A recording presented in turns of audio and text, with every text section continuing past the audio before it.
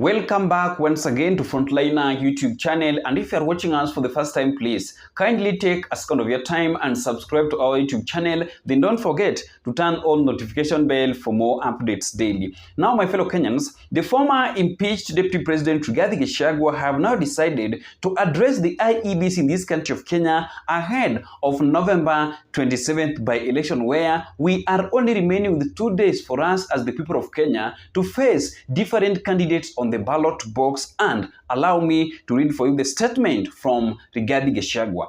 To the chairman of Independent Electoral and Boundaries Commissioner, Mr. Erastus Edung Ethokon, please tame your Vice Chairperson Fahima Arafat Abdallah. Do not attempt to meddle with the election. Kenya is not your ordinary third world country to rig election.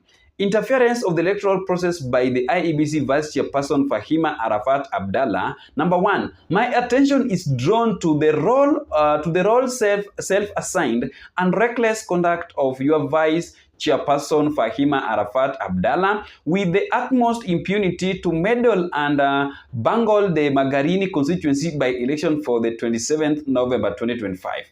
Number two, this is despite the fact what is within my knowledge and common knowledge, the Magarini by election was occasioned by electoral multi-practice by IEBC in the year 2022. It is within my knowledge that the IEBC has deliberated policy not to deploy commissioner office from the regions where they come from in an event of an election or by election. Number four, I'm aware that your Vice Chairperson Fahima Arafat Abdallah has assumed the roles of managing the Magarini by election through corrupt covert means. You are well aware that the commissioner assigned to the coast region is one Dr.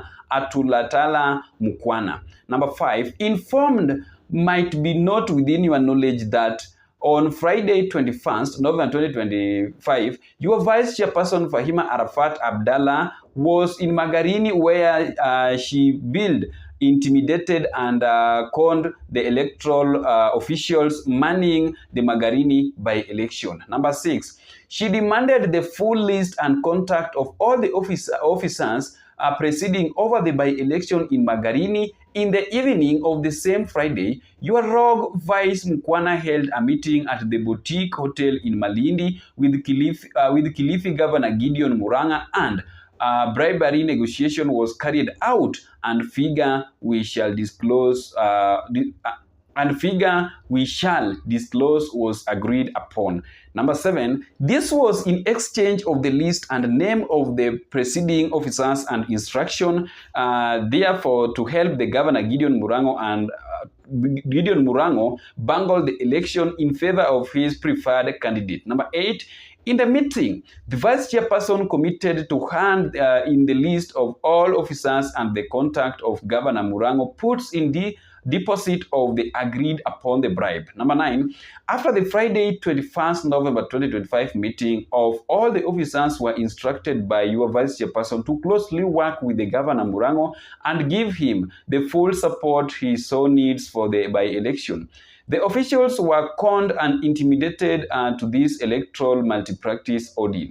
Number 10, on the same Friday 21st November 2025, your Vice Chairperson spent the night at the same boutique hotel, details which you can confirm from the hotel booking list and the CCTV footage.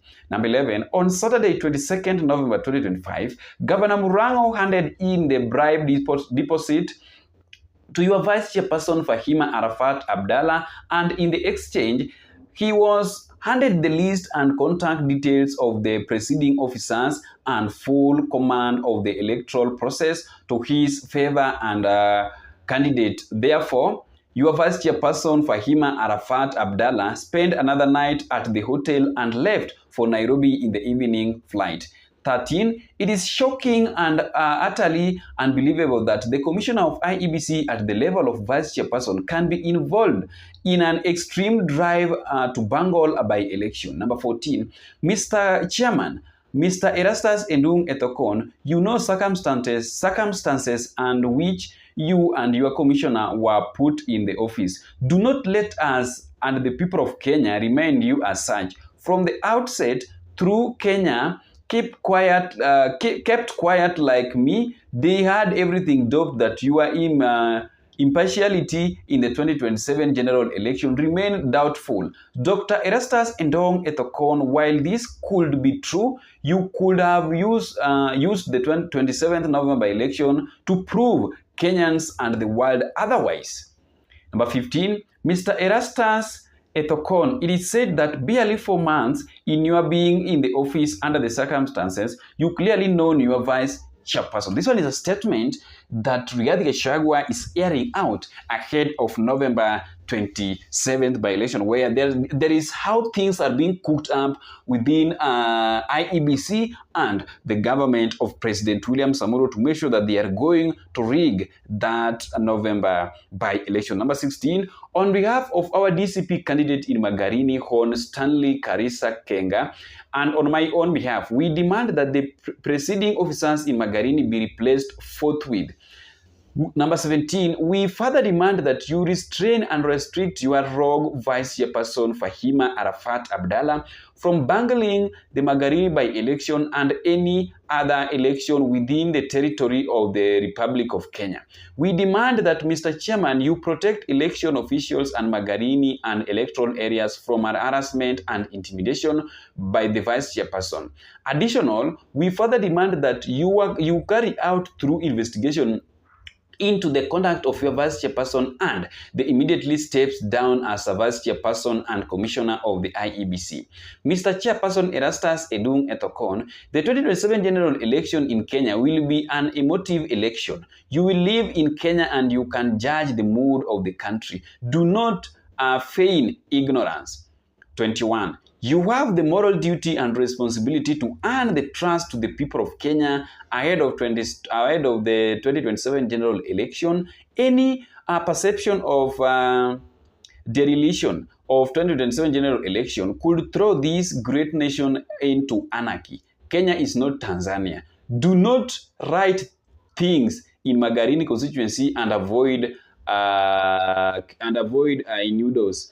Reinstate and discipline your rogue Vice Chairperson. Finally, the question I'm asking and many other Kenyans ask, if an IEBC commissioner can be involved in electoral malpractice this early, how can we trust IEBC within the 2027 general election? That is the statement from the former impeached Deputy President Rigathi Gachagua ahead of November 27th by election and also ahead of 2027 general election that will be conducted in the next 21 months, where we are only remaining for us to face different candidates on the ballot box. Thank you so much for listening to our update on how Rigathi Gachagua have decided to address the IEBC in this country of Kenya ahead of small by-election, where things are getting complicated within the political parties after the government have realized that the ground is more hotter for their candidate because of unfulfilled promises and because of some of the challenges here and there that the people of Kenyans are facing under the leadership of William Samoei, that is busy telling Kenyans that, oh, I want to make sure that this country will reach to Singapore, will look like Malaysia, those developed countries. But how will that one happen with this kind of behavior where opposition leaders are being harassed? People are being killed. People are being abducted illegally whenever they try to ask for their rights. Whenever they are demanding their freedom, they are being killed. We need to solve our basics first for us to reach Singapore. It is not yet easy. See you in the next video.